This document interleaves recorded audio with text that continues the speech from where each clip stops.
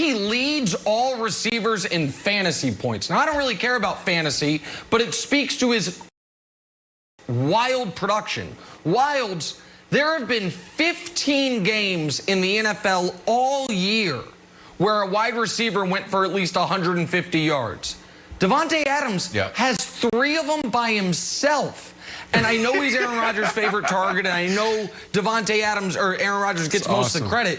But Davante Adams, I feel like, is kind of flying under the radar a bit as a guy who maybe should be in the discussion as one of the 3 best receivers in football. He's certainly one of the most productive receivers in football, Wilds.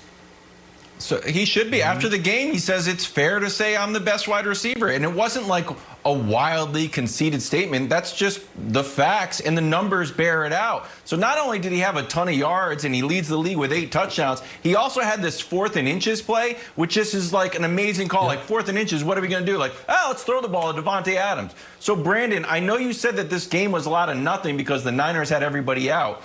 But to me, I don't think that takes away anything that Davante Adams did.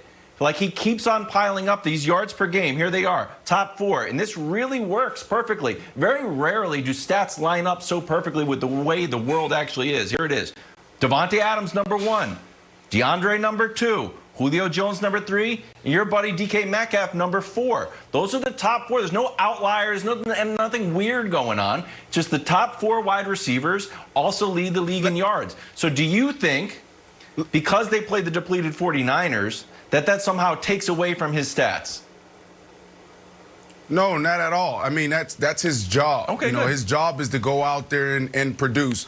Davante Adams, this is no shock to people, to any of us. Davante Adams for the last couple years has been one of the most premier wide receivers in the league. So yes, this is it's not a huge argument. He can easily go down as the best wide receiver in football right now. I like DK Metcalf. I like DeAndre Hopkins. There's some other guys that we need to throw out there. Even Stephon Diggs is playing lights out. There's only a handful of real number 1 wide receivers. We'll get into that possibly next week. But right now, Wilds, you are dead on. This guy's playing phenomenal.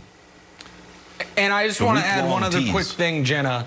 I think, it is a post-weekend tease. Aaron Rodgers this season, and I know you can't take out a game, but aside from the Tampa Bay Bucks game, Jenna, Aaron Rodgers this year has a passer rating of 127 with 24 touchdowns and 0 interceptions. Again, we're halfway through the year. Take out 1 game. He has 24 touchdowns, 0 interceptions, and a passer rating of nearly 130. It is remarkable production, Jenna. Except for that one game, that one team they played was a very good one in the Bucs. All right, let's talk about the Niners side of things. Nick Mullins got the start last night for Jimmy Garoppolo, and he looked okay. 291 yards passing, 1 touchdown, 2 turnovers in the loss. Brandon, I'll send it back to you. Did Nick Mullins' performance last night help or hurt Jimmy G's stock? I mean, Nick Mullins' performance had nothing to do with how they're thinking about Jimmy G. It comes down to the value. You got to look at it. He's making $25 million next year and a year after that. Is he going to give you that type of production? And I would say no. And I will also say that teams are thinking about his injury history. He's injury prone. And while I know you love him, he's an expatriate. But at the end of the day, this dude is getting paid $25 million to do what?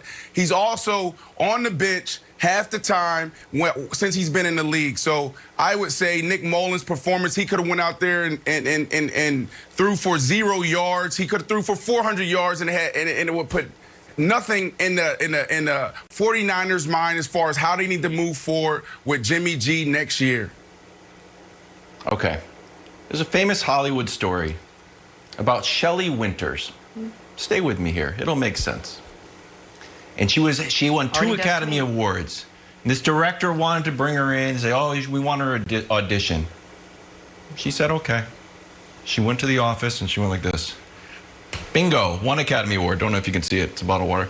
And then takes out her bag. Bingo, the other Academy Award. That's my audition. Here's Jimmy G's example of that.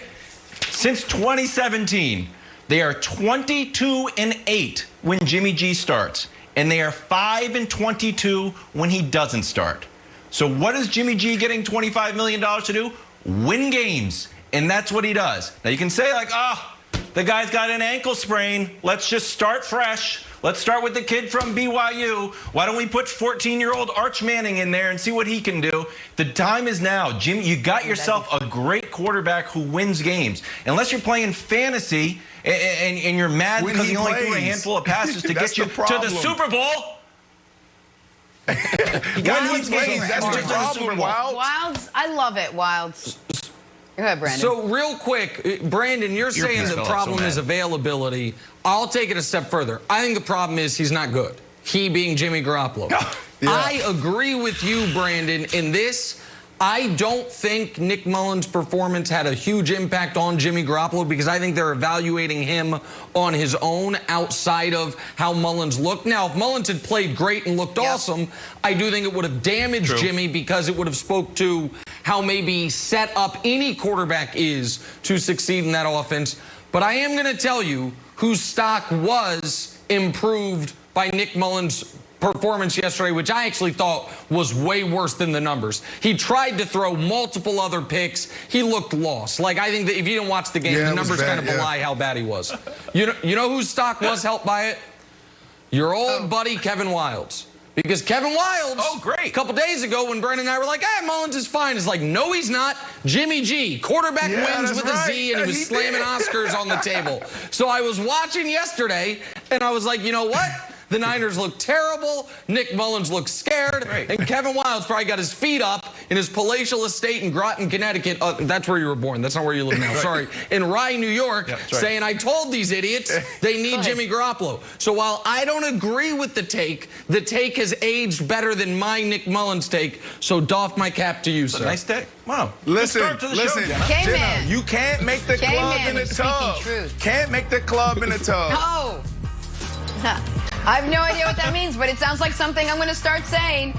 Take a turn, get you ready for the matchup for the weekend. Saints and Bucks, Brady and Bree. Saints are underdogs, but Brandon's going to tell you how they can pull this out. That's next. First things first. Clubs in a tub. I like the scoreboard.